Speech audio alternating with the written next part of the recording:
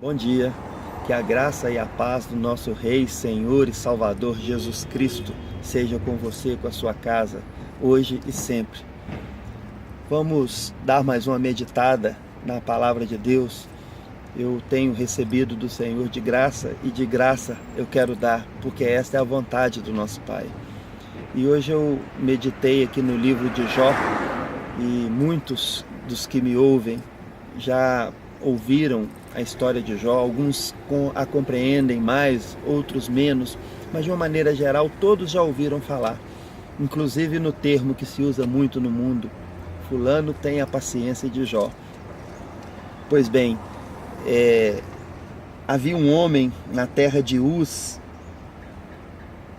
cujo nome era Jó, homem íntegro e reto, temente a Deus e que se desviava do mal. Vejam bem as características de Jó: homem íntegro e reto, temente a Deus e que se desviava do mal. Jó tinha 7 filhos e 3 filhas, total 10 filhos. E a Bíblia começa citando aqui no livro de Jó que ele possuía 7.000 ovelhas, 3.000 camelos, 500 juntas de boi e 500 jumentas. E que era muito numeroso o pessoal ao seu serviço, de tal maneira que este homem, Jó, era o maior de todos os do Oriente. E Deus olha para Jó e vê nele integridade. E Deus olha para Jó e vê nele um coração reto, íntegro, que o temia. E um dia, num dos dias que os filhos de Deus se apresentaram diante de Deus, Satanás acusa Deus de subornar Jó. Ele é temente, ele é reto, ele é íntegro, porque tu o cercas de bens, tu dá para ele tudo que ele precisa, tu compras a fidelidade de Jó. E Deus autoriza Satanás a tocar em tudo que Jó tinha. E Satanás vai tirando, uma a uma, todas as coisas que Jó possuía. Deus falou: só não toque na vida dele. E Jó vai perdendo seus filhos, seus bens, seus animais, tudo, e até a sua saúde. A Bíblia fala que não havia uma parte sã em Jó, desde a cabeça até a planta dos pés. E houve um certo momento, eu te desafio a ler este livro de Jó, em que a mulher de Jó se revolta com aquela situação, vê a situação deplorável dele e diz para ele: amaldiçoa esse Deus e morre. E ele diz a ela: tu estás maluca? Tu és louca? Ela disse para ele: ainda conservas a tua integridade? Amaldiçoa a Deus e morre. Mas ele responde: falas como qualquer doida. Temos recebido o bem de Deus e não receberíamos também o mal? Em tudo isto não pecou Jó com os seus lábios. E aí até o capítulo 3, os capítulos 1 e 2, você vai ver o início da história, o que aconteceu com Jó, as perdas dele, né, a situação dele. E do 3 até o 37, nós vamos ver aqui os amigos de Jó que foram visitá-lo. E há uma longa discussão, uma longa demanda entre os amigos de Jó e Jó, onde eles tentam primeiro consolá-lo, depois tentam mostrar para ele por que está acontecendo aquilo, se há alguma coisa errada na vida dele. Enfim, eles acabam julgando Jó. E no capítulo 38 em diante, depois que eu queria que você lesse o livro todo de Jó, mas eu estou resumindo aqui para que a gente possa ter o ensino, o entendimento disso tudo isso. No capítulo 38 em diante, Deus começa a falar diretamente com Jó. E aí Deus fala assim com Jó no 38: depois disso o Senhor, do meio de um redemoinho, respondeu a Jó: quem é este que escurece os meus desígnios com palavras sem conhecimento? Cinge, pois, os lombos como homem, pois eu te perguntarei e tu me farás saber. Aí começa a perguntar para Jó: onde estava tu quando eu lançava os fundamentos da terra? Dize-mo se tem entendimento. Quem lhe pôs as medidas, se é que o sabes? E Deus começa a mostrar para Jó o tamanho da grandeza dele e o tamanho da insignificância de Jó. O tamanho da grandeza de Deus e o tamanho da insignificância do homem. E aí No capítulo 38 e 39, Deus continua falando com Jó. Sabes tu o tempo em que as cabras montesas têm os seus filhos? Os cuidastes das corças quando dão suas crias? E Deus vai mostrando na natureza, nas coisas que Ele criou, as simples coisas dessa terra aqui, como que o poder dele se manifesta e como o homem é incapaz. E depois de conversar com Jó, no capítulo 4, aí vem a resposta de Jó.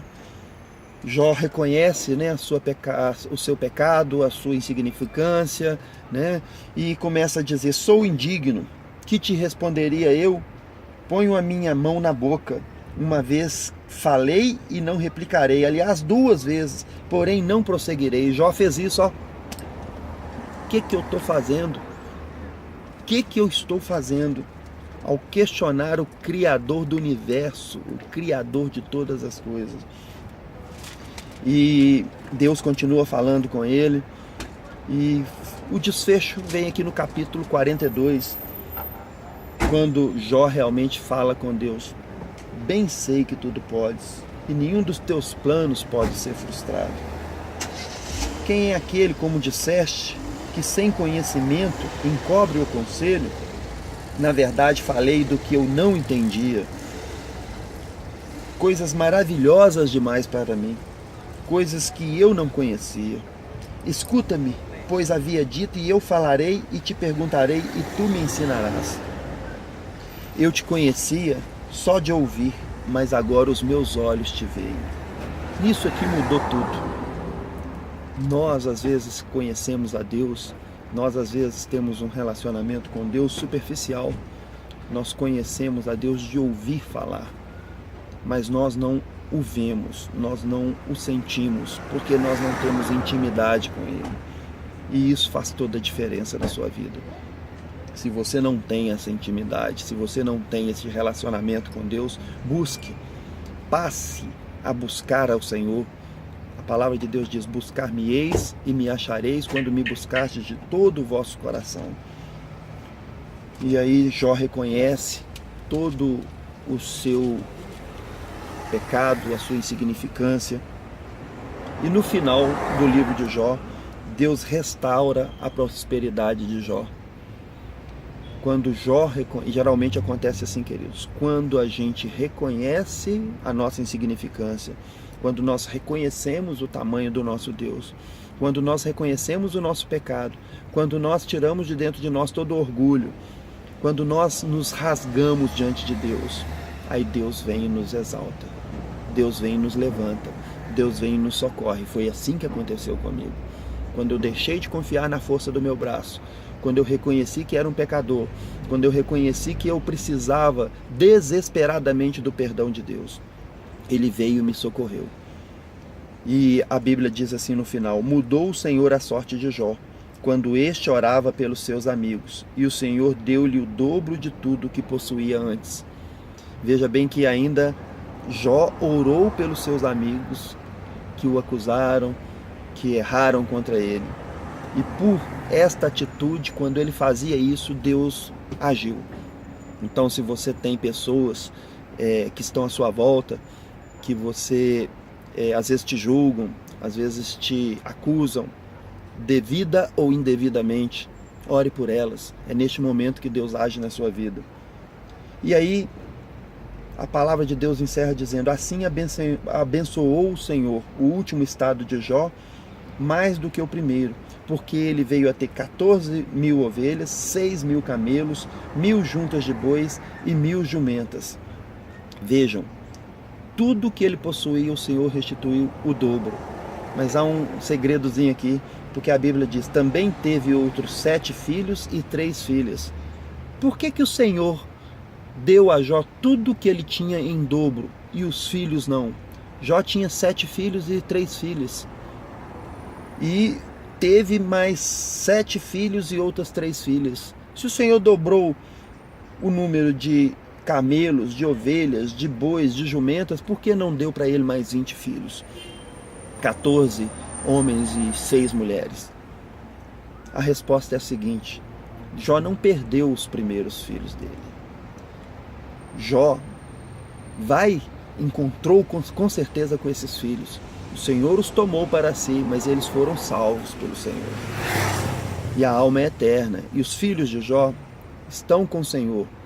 E quando Jó foi, no final da vida dele, com certeza ele reencontrou com esses seus filhos. E aí o Senhor dobrou também os filhos de Jó.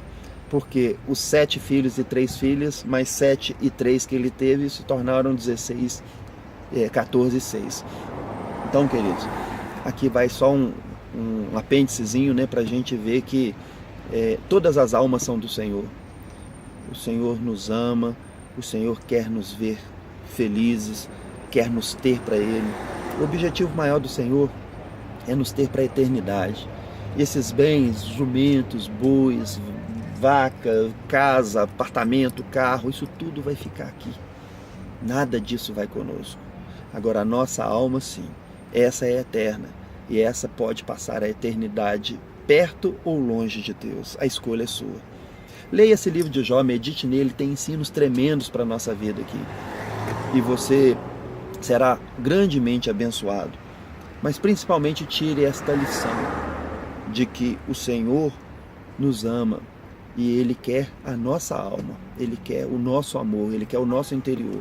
Isso aqui vai ficar. Tudo que está à nossa volta vai ficar. Que Deus o abençoe, que você tenha um ótimo feriado, um fim de semana prolongado, abençoado, e que a palavra de Deus possa frutificar na sua vida cada vez mais. Até mais. Tchau.